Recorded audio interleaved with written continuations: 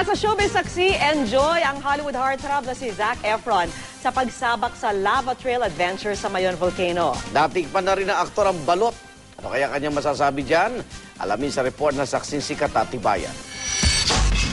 From Hollywood heartthrob, animoy action star si Zac Efron habang nagmamaneho ng all-terrain vehicle sa lava trail ng sikat na Mayon Volcano.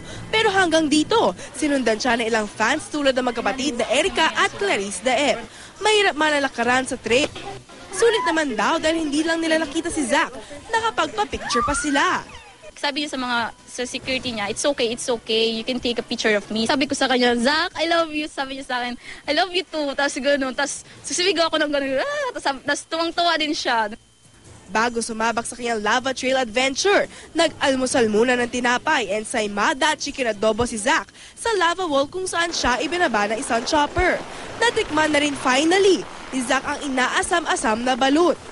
Yung una, syempre, medyo kasi nandun yung yung may sisiw dun sa loob eh. So sa atin naman, traditional, kinakain naman din lahat eh. Okay naman, wala namang problema, nagustuhan naman. Bukas na umaga, umaasa si Zac na masilip niya ang crater ng Mayon Volcano, lula ng chopper bago umalis pa Maynila. Masama ang panahon kanina, kaya hindi ito natuloy. Ako si Katatibayan ang inyong naging saksi.